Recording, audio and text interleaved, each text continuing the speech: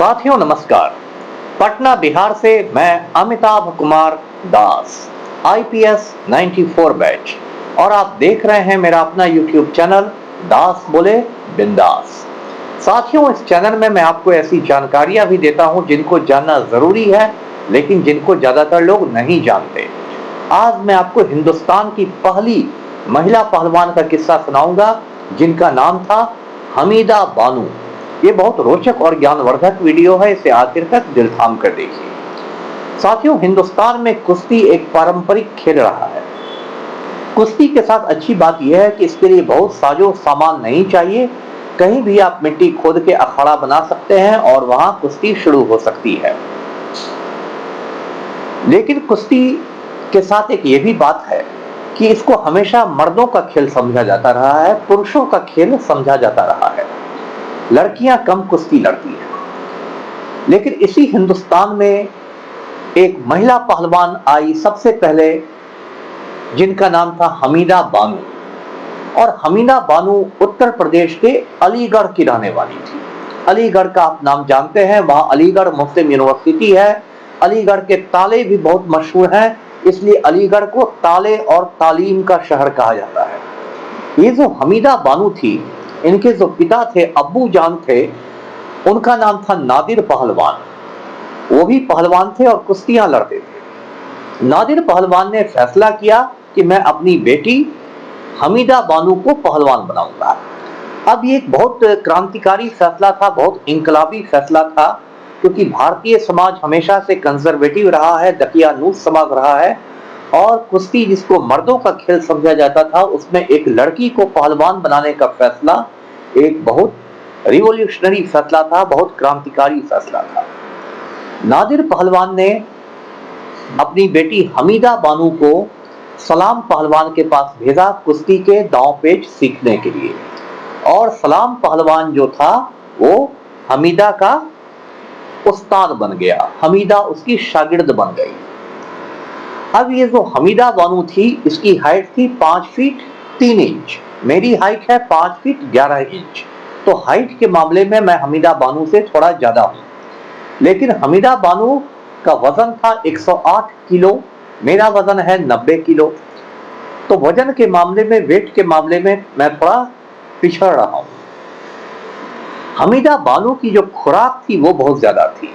वो एक दिन में 6 लीटर दूध पी जाती थी, ढेर सारा खस्सी खाती थी, यानी मटन खाती थी, बकरे का गोश्त खाती थी, बादाम ढेर सारा खाती थी और बिरयानी खाती थी। और ये खा खा के और मजबूत बन बन के वो बहुत जबरदस्त पहलवान बन गई। उन दिनों लाहौर का एक पहलवान हुआ करता था, उसका नाम था फिरोज खान। वो आगरा आया हुआ था, तो हमीदा बानो ने उसको चैलेंज कर दिया। फिरोज खान ने सोचा कि ये लड़की हमसे क्या लड़ेगी, लेकिन जब दोनों अखाड़े में आए तो हमीदा बानो ने फिरोज खान को उठा के अखाड़े से बाहर फेंक दिया। एक औरत की ताकत देख के सारे लोग भौचक्के के रह गए। उसके बाद 1954 में 1954 में हमीदा बानो ने एक अजीबोगरीब ऐलान किया। उसने कहा कि जो मुझे हरा देगा मैं उस पहलवान से शादी कर लूंगी। अब हमीदा बानो से शादी करने के चक्कर में दूर दूर से पहलवान आने लगे। पंजाब में एक जगह है पटियाला, पटियाला का एक बड़ा पहलवान था खड़ग सिंह। ये खड़ग सिंह पहुंच गया मतवाला हाथी की तरह झूमता हुआ। उसको हमीदा बानो ने अखाड़ा में धूल चटा दी, बेचारा बेआबरू होकर लौट गया। उसके बाद हमीदा बानो गुजरात के बड़ौदा में गई। बड़ौदा का नया नाम है बदोदड़ा। बदोदड़ा में जिस पहलवान से उसका मुकाबला होने वाला था, वो पहलवान आखिरी वक्त में डर के मारे भाग गया। उसके बाद एक दूसरा पहलवान अखाड़े में उतरा, उसका नाम था बाबा पहलवान।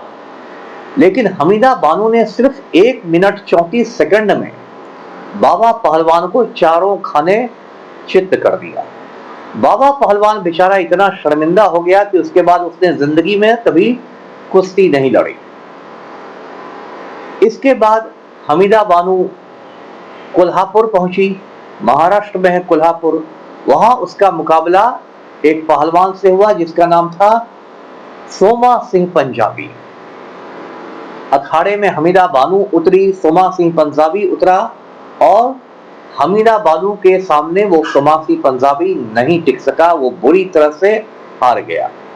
अब जो वहां लोगों की भीड़ जमा थी, उन लोगों ने जब देखा कि एक औरत के हाथों एक मर्द की हार हो गई है, तो वो भीड़ मतलब बहुत गुस्से में आ गई और उसने ईंट पत्थर चलाने शुरू कर दिए। ऐसा हंगामा मचा कि पुलिस बुलानी पड़ी और वहां बिल्कुल आप कह सकते हैं दंगे फसाद के हालात हो गए। उन दिनों महाराष्ट्र और गुजरात अलग अलग राज्य नहीं बने थे, दोनों एक ही राज्य थे और उस पूरे स्टेट को बॉम्बे कहा जाता था। उन दिनों बॉम्बे के मुख्यमंत्री हुआ करते थे मोरारजी देसाई, जो आगे चल के हिंदुस्तान के प्राइम मिनिस्टर भी बने, प्रधानमंत्री भी बने। तो मोरारजी भाई बॉम्बे स्टेट के वजीर आला थे। उनको जब ये खबर मिली तो मोरारजी भाई बहुत नाराज हो गए। उन्होंने कहा कि ये तो अच्छा मजाक है, एक औरत और एक मर्द कुश्ती लड़ते हैं और उसके बाद दंगे फसाद की हालत हो जाती है। तो उन्होंने कहा कि ऐसी मिश्रित कुश्ती पर रोक लगा दी जाएगी पूरे स्टेट में। मिश्रित कुश्ती का मतलब हुआ जिसमें औरत और मर्द की कुश्ती होती हो। तो ये मोरारजी भाई ने फरमान जारी कर दिया। उसके बाद भी ये जो हमीदा बानू थी, ये घूम घूम कर बॉम्बे स्टेट के बाहर कुश्तियां लड़ती रही।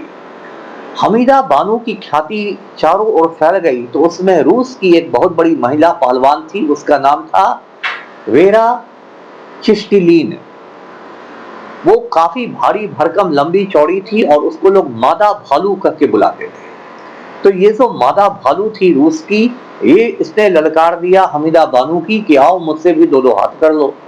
हमीदा बानू के सामने ये जो वेरा चिस्टिलिन थी, ये नहीं टिक सकी और बुरी तरह हार के इसको रूस वापस लौटना पड़ा। उस समय सिंगापुर की नेशनल चैंपियन थी कुश्ती में, उसका नाम था राजा लैला। उसने भी ललकारा हमीदा बानू को कि आओ मुझसे जरा टकराओ। हमीदा बानू राजा लैला से टकरा गई और उसमें भी हमीदा बानू की जीत हो गई। तो कहते हैं कि हमीदा बानू ने अपनी जिंदगी में 350 कुश्तियां जीती, 350 बार उसकी जीत हुई और उसका नाम दूर दूर तक फैल गया। उसके बाद हमीदा बानू ने फैसला किया कि अब मैं यूरोप जाके लड़ूंगी, क्योंकि यूरोप में पैसा भी ज्यादा मिलता, ज्यादा शोहरत भी मिलती। लेकिन इसमें हमीदा बानू का जो उस्ताद था सलाम पहलवान, उसको इतराज हो गया और कहते हैं कि सलाम पहलवान ने हमीदा बानू की बहुत पिटाई कर दी। उसने हमीदा बानू की दोनों टांगे तोड़ दी और कहते हैं कि उसके बाद हमीदा बानू को लाठी लेके चलना पड़ता। अब आप पूछेंगे कि हमीदा बानू इतनी मजबूत थी तो उसने सलाम पहलवान से मार क्यों खा ली? तो मुझे लगता है कि सलाम पहलवान उसका उस्ताद था, गुरु था, टीचर था। तो इसलिए हमीदा बानू ने अपने उस्ताद का लिहाज किया होगा कि ये मेरा टीचर है, इस पर मुझे हाथ नहीं उठाना चाहिए। तो जो भी हो, उसके बाद हमीदा बानू ने यूरोप जाने का ख्याल छोड़ दिया। साथियों, हमीदा बानू के आखिरी दिन कोई बहुत अच्छे नहीं बीते। आखिरी दिनों में उसने कुश्ती लड़ना बंद कर दिया था। उसके बाद वो गाय भैंस का दूध बेचती थी, उससे गुजारा होता था। उसके कुछ मकान थे, उसको उसने भाड़ा पर लगा दिया था, रेंट पर लगा दिया था। और बाद में उसकी माली हालत इतनी खराब हो गई कि वो घर में खाने की चीजें बनाती और सड़क पर बैठकर उसको बेचा करती थी। 1986 में हमीदा बानू का इंतकाल हो गया, डेथ हो गया। साथियों, हमीदा बानू धीरे धीरे गुमनामी में चली गई, लोग उसको भूल गए। आज साथियों, हिंदुस्तान में बहुत सारी महिला पहलवान हैं जो देश का नाम रोशन कर रही हैं। आपने हरियाणा की फोगाट सिस्टर्स के बारे में सुना होगा। हरियाणा में फोगाट बहनें हैं, बबीता फोगाट, विनेश फोगाट वगैरह, जो दुनिया भर में झंडे गाड़ रही हैं। आमिर खान ने उन पर एक फिल्म भी बनाई थी, दंगल। दंगल का एक गीत बहुत मकबूल हुआ था, बापू सेहत के लिए तू हानिकारक है। इस फिल्म को कभी मौका मिले तो जरूर देखिए। इसी तरह हरियाणा की एक और बड़ी पहलवान है साक्षी मलिक, उसने भी दुनिया भर में काफी पदक जीते हैं। ये जो महिला पहलवान है हिंदुस्तान की, इसने बीजेपी के गुंडे ब्रजभूषण शरण सिंह को भी सबक सिखाया। ब्रजभूषण शरण सिंह वरिष्ठ राम भक्त है और महिला पहलवानों पर बुरी नजर रखता था। वो महिला पहलवानों की छाती दबाता था और चिल्लाता था जय श्री राम। तो इन महिला पहलवानों ने उसके खिलाफ मोर्चा खोल दिया और दिल्ली में जो जंतर मंतर है वहां पर कई महीनों तक इन लोगों ने धरना प्रदर्शन किया और पूरी दुनिया को बता दिया कि ये राम भक्त ब्रजभूषण शरण सिंह कितना बड़ा गुंडा मवाली है। तो साथियों, इस तरह से जो हमीदा बानो ने एक परंपरा शुरू की थी, महिला पहलवानों की परंपरा, वो परंपरा आज भी कायम है। हाल में जब हमीदा बानो की यौम पैदाइश थी, उसका जब बर्थडे था, तो गूगल ने डूडल बना के उसको याद किया था। साथियों, ये जो मैंने वीडियो बनाया है, ये एक तरह से हमीदा बानो को मैं श्रद्धांजलि अर्पित करता हूँ, खिराज़े अकीदत पेश करता हूँ। हमीदा बानो हिंदुस्तान की एक बहादुर बेटी थी, उनको मेरा सलाम। वीडियो को लाइक कीजिए, शेयर कीजिए, चैनल को सब्सक्राइब कीजिए। धन्यवाद। जय हिंद।